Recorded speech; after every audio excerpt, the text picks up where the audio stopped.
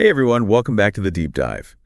So today we're taking a deep dive into, something pretty crucial, I think, for everyone, and that's emotional intelligence. We usually just call it EQ, right? Yeah, EQ, exactly. You've probably heard of IQ, Yeah. that classic measure of how smart someone is. Yeah. But the stuff we've been looking at has really been pointing out how EQ, like your ability to understand and manage emotions, is maybe even more important for pretty much everything, like how successful you are, how happy you are, and how strong your relationships are. It really is. And think of this deep dive as like your crash course in EQ. We want to help you understand why it's such a big deal these days, and even more importantly, how you can actually boost your own EQ. So let's get right into it, all right? Sounds good. What even is emotional intelligence? Right. I mean, from what we've been reading, it seems like it's basically the ability to know, understand, and I guess manage your own emotions, but also, and this is key, the emotions of everyone around you. Yeah, I think that's a great way to put it. It's like having this extra sense you can use to understand the emotional world around you, to read people and respond in a really smart way. Right, that makes sense. So it's not just one thing.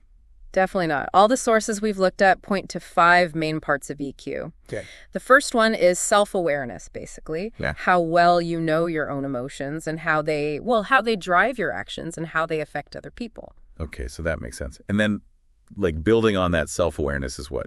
Self-regulation. Exactly. Self-regulation is all about managing those emotions, keeping it together when things get tough. Instead of just like reacting without thinking, you can take a breath and choose how to respond. Right. So what's next? So the third one is motivation, but it's not just any kind of motivation. We're talking about the drive that comes from within, like a real passion for something, not just wanting, a reward or recognition. I mean, one of the sources we looked at actually had some cool examples of people who, like, they seek out tough projects, not because they have to, but because they really get a kick out of, like mastering something new. I can totally relate to that. So that's 3 down. What are the other 2? All right, so number 4, and this is huge for building strong relationships, is empathy. Oh, yeah, empathy. I hear that word all the time. It's more than just feeling bad for someone, It's about really understanding and showing their feelings, like stepping into their shoes and seeing the world through their eyes. Right. It's not enough to just say, oh, I know how you feel. You actually have to, feel it with them. Exactly. And that brings us to the 5th part. Social skills. This is how well you can, navigate relationships, communicate clearly, and build connections with people. Think of those people who just seem to click with everyone. They probably have strong social skills. Yeah. It's interesting. One thing that keeps popping up in all this research is that having a high EQ is linked to a bunch of positive stuff. Like, people with higher EQ tend to be more successful in their careers. Oh, absolutely. They're also better at bouncing back from tough times. And they're generally more likable, which is a big plus, right? For sure. And here's the kicker. Unlike IQ, which many people believe is pretty much set from birth, EQ is something you can actually develop. Oh, that's great. So you're not just stuck with whatever EQ you've got. Nope. The stuff we've been reading really emphasizes that EQ is a skill, meaning you can work on it and get better. And that's pretty empowering if you think about it. It is. It means anyone can become more emotionally intelligent if they put in the effort. Okay, so now for the big question, that I'm sure everyone's thinking. Right. Why are people saying EQ is maybe even more important than IQ? Right. Well, the sources we looked at give some pretty solid reasons for that. One of the biggest ones is workplace success. The research actually shows that EQ can be a better predictor of how well you'll do at work than your IQ. Really? Yeah. Think about the best leaders the ones who inspire their teams, really get their people, and create this awesome work environment. That's EQ in action. Yeah, that makes sense. It's not always about being the smartest person in the room. It's about how well you can connect with people, motivate them, and work together. Which I guess really leads into relationships too, right? Absolutely. Because if you understand emotions, both your own and other people's, you can communicate way better. It's true. And that helps you build deeper, more meaningful relationships. Exactly. When you can read the emotional cues someone is sending, you build trust and understanding. That's huge. Yeah. What else? Well, another thing is decision making. The research shows that people with higher EQ tend to think more carefully before making decisions. They don't just react based on their gut feeling, they think about the emotional context and how their choices will affect themselves and others. So taking that pause, that emotional check-in before you jump into something, right? Exactly. And one last point the sources bring up is stress management. People with high EQ are often more resilient when they face challenges. They're better at managing their stress and bouncing back from setbacks. So they don't fall apart when things get tough. Exactly. And if we step back and look at the big picture, I think it becomes pretty clear. Your IQ might help you get a job, ace that interview, but it's your EQ, your ability to build relationships, handle your emotions, and deal with tricky social situations that really helps you thrive in the long run. It's what lets you truly succeed, not just survive. Okay, so now we get why EQ is so important, but how do we actually get better at it? I'm sure people listening want to know, okay, this all sounds great, but how can I improve my own EQ? Well, all the sources we've been looking at offer some really practical advice for boosting your emotional intelligence. They give 5 main strategies. Awesome, let's hear them. All right, so the first one is to really focus on building your self-awareness. The material suggests making time for regular emotional check-ins, like taking a pause to just notice how you're feeling and why you're feeling that way. Okay, so how do you actually do that? Well, they recommend things like keeping a journal where you write about your emotions, or even just incorporating a few minutes of mindfulness into your day.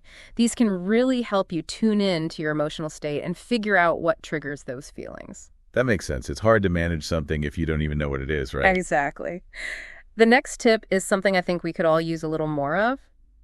Mastering the pause. What do you mean by that? Well, before you react to something, especially if it's emotionally charged, try to create a little space between the feeling and your response. Even something as simple as taking a deep breath can be surprisingly powerful. Oh, I've heard that before. Just take a breath. Yeah, it sounds simple, but it works. That little pause gives you a chance to step back from the initial reaction and choose a more thoughtful response. Okay, so the third strategy is about nurturing empathy. Okay, empathy. We were talking about that earlier. Right. And this isn't about, just feeling sorry for someone. It's about actively listening to them with the goal of really understanding their perspective. So really listening, not just waiting for your turn to talk. Right. The sources really emphasize the importance of putting yourself in the other person's shoes. That's how you develop empathy. Okay, for the fourth one, we have refining your emotional regulation skills. So what do you do when you have those big, overwhelming emotions? Well, the sources suggest some pretty concrete techniques. You can try deep breathing exercises, a little bit of meditation, or even positive self-talk to help you reframe your thoughts in a more helpful way. These are all about having healthier ways to deal with those tough emotions. Exactly. And the fifth and final strategy is sharpening your social skills. This means actively working on how you interact with others, becoming a better listener, learning to communicate more clearly and effectively, and finding ways to resolve conflicts in a positive way. So it's all about becoming better at those day-to-day interactions with people. Right. And, all of these strategies are kind of connected. Being more self-aware can help you regulate your emotions better, which then improves your social interactions. Yeah, that makes sense. Okay, so we've got all this theory, but how does this actually play out in real life? Well, to really see EQ in action, think about the people you admire. Maybe it's a mentor, a leader you respect, or a friend who always seems to handle things really well. Okay. Now think about what qualities they have. Chances are they stay calm under pressure, they connect with all kinds of people, and they handle challenges with a certain grace. Yeah, I can think of a few people like that. And those qualities, that's probably a sign of strong emotional intelligence. They're demonstrating all those key EQ components we've been talking about. Think about how they listen when you talk, how they seem to understand what you're feeling, even if you haven't said it out loud. It's like they can read your mind sometimes. And if you see those qualities in others, the next step is to ask yourself, what if I had those same skills? How would that change my life? Think about your work, your relationships, your everyday experiences. What positive changes could happen if you really worked on your EQ? That's a good question to think about. And it's important to remember that EQ isn't just about being nice. The sources make it clear that it's much bigger than that. It really is. It's about understanding yourself and others on a deeper level. It's about having self-control, being aware of your own emotions and other people's emotions, and building strong, authentic connections. And that's powerful stuff. It is. And the really empowering thing is that EQ isn't something you're born with or without. So it's not like you either have it or you don't. Exactly. The research is pretty clear that it's a skill you can develop. Anyone can get better at it if they're willing to put in the work. That's great news. So we can all train ourselves to become more emotionally intelligent. Yes, exactly. Okay, so before we wrap up, let's quickly go over the key takeaways from this deep dive. Sounds good.